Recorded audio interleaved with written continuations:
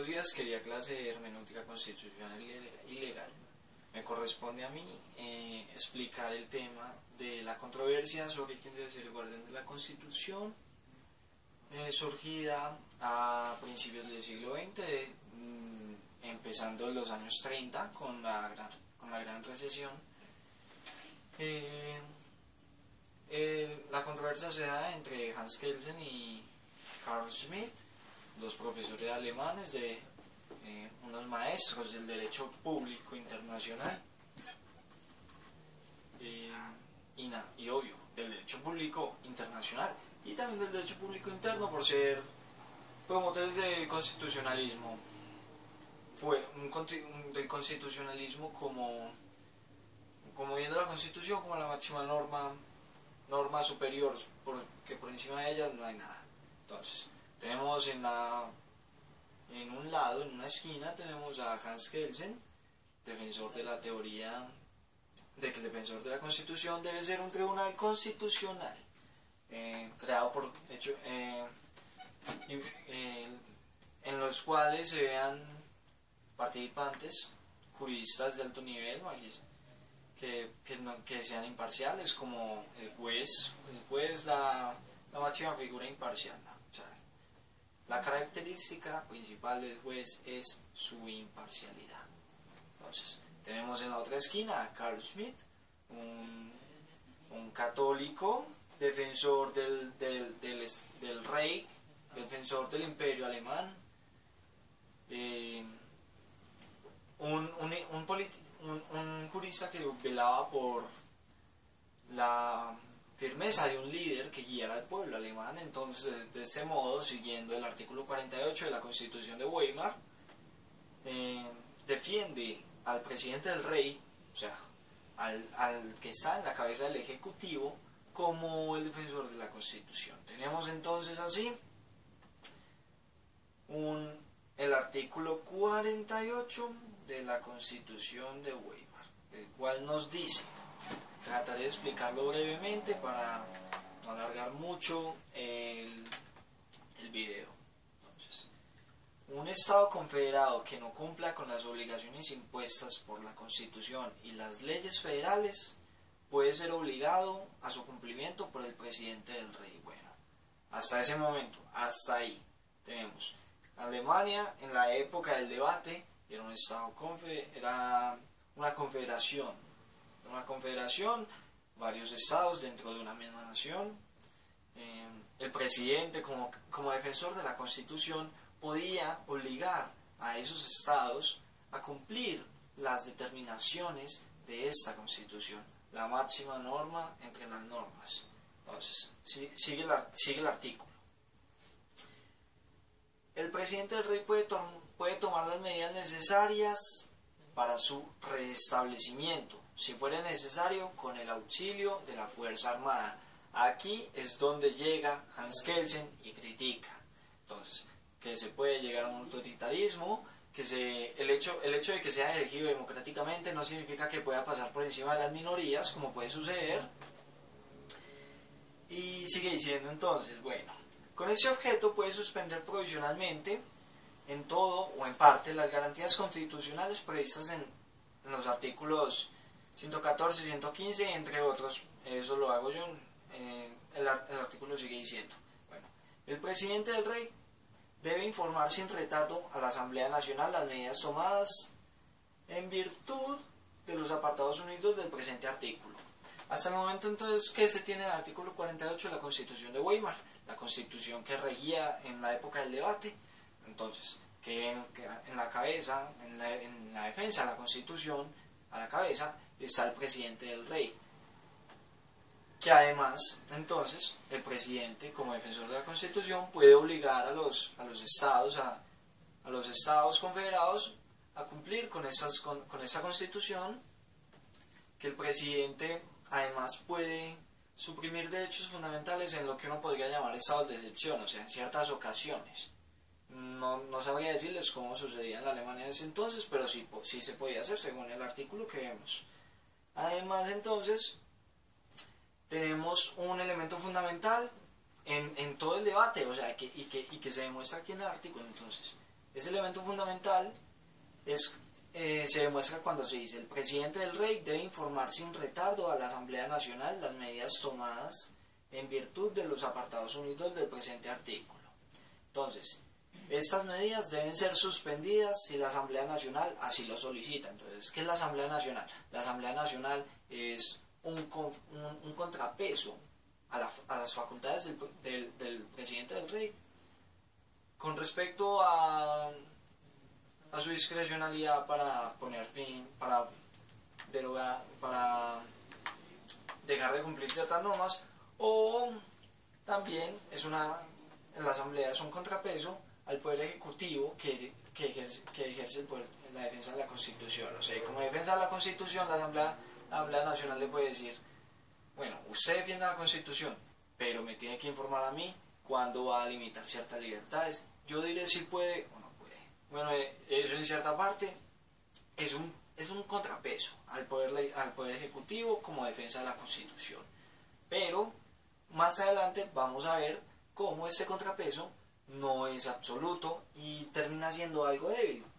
Sigue diciendo: en caso de peligro, el gobierno de un land puede tomar para su territorio las medidas provisorias en el sentido del segundo apartado.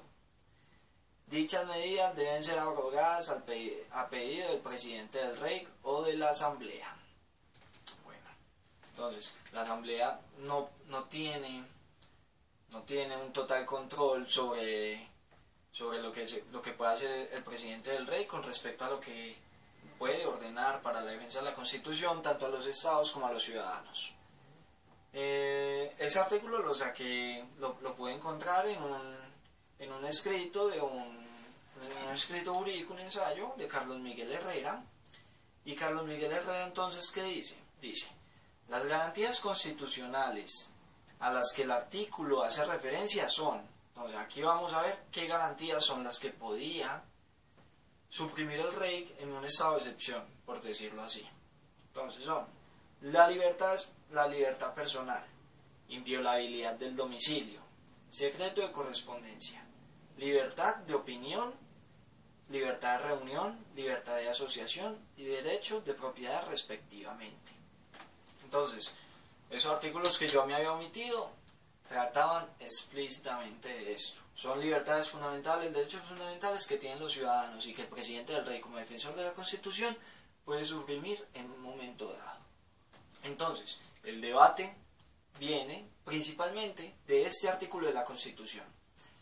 Carl Schmitt lo defiende por tener un fundamento democrático. A lo que yo podría agregar, digamos, Rodolfo Arango, un constitucionalista colombiano, un profesor de la Universidad Nacional, dice en un artículo que escribió para El Espectador, entonces, esta defensa democrática es antidemocrática. ¿Por qué es antidemocrática? Porque entonces, basándose en la democracia, protegiéndose en la democracia, entonces el presidente del Rey llegará a ser antidemocrático al aplazar a las minorías. Y entonces, ¿en qué consiste la democracia para Rodolfo Arango? Para Rodolfo Arango, la democracia consiste en la defensa de las minorías, como también consiste para otros muchos constitucionalistas. Entonces, siguiendo, tenemos a Hans Kelsen en el otro lado. Hans Kelsen, un jurista alemán, exiliado de Alemania cuando iba llegando y Hitler iba ganando poder, profesor de la Universidad de Colonia en Estados Unidos.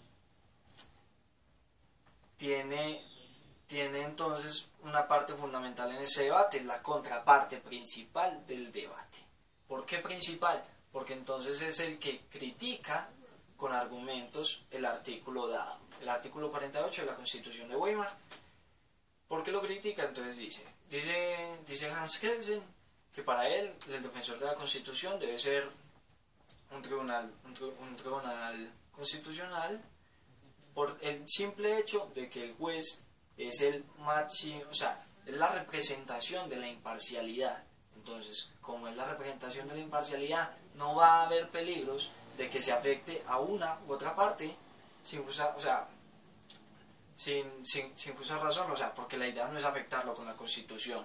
La idea es que la Constitución defienda a todas las personas, no mayorías ni minorías, a todas. Entonces, la crítica que Hans Kelsen hace al constitucionalista Carl Schmitt es que Carl Schmitt defiende el hecho de que por ser democrático, entonces el presidente puede hacer lo que quiera. Hans Kelsen también dice que el hecho de que sea democrático no significa que sea legítimo, como no puede ser legítimo entonces que a una persona le quiten su libertad personal por una simple sospecha, un estado de excepción. Entonces, en un estado de excepción, un presidente podría eliminar la libertad personal de una persona con el fin de sacar información, por ejemplo. Entonces, va una persona por la calle, la retienen la fuerza pública, la fuerza armada la retiene, y de esta manera se le limita la libertad personal, solo por ser estado de excepción. Y este estado de excepción está legitimado por la Constitución en el artículo 48. Entonces esto es lo que critica Hans Kelsen. Tenemos además entonces que el principal argumento de Carl Schmitt es la democracia. O sea, es por sobre la democracia para Carl Schmitt no hay nada. O sea, el presidente del rey es elegido democráticamente, por lo tanto es legítimo. Y como es legítimo, puede ejercer una defensa de la Constitución a nombre de todos sus electores. O sea, como es elegido democráticamente, ganó por mayoría. Para la mayoría lo que quiere el líder es lo que quieren ellos. Y como lo que quiere el líder es lo que quieren ellos, si el líder quiere limitar una libertad personal, lo puede hacer porque ellos también lo quieren. En esto se fundamenta una crítica. En eso que acabo de decir así, parafraseándolo, es en lo que se fundamenta la crítica de Carl Schmitt al poder político, como defensor de la Constitución. O sea, que el poder político no es imparcial, el poder político busca su bienestar, no busca el bienestar conjunto, busca su bienestar y el bienestar de sus mayorías. Pero cuando el poder político busca el bienestar de sus mayorías, puede pasar por encima del que sea. Entonces, con el Tribunal Constitucional no va a suceder eso, porque el Tribunal Constitucional está integrado por jueces y los jueces son la máxima expresión de la imparcialidad. Muchas gracias.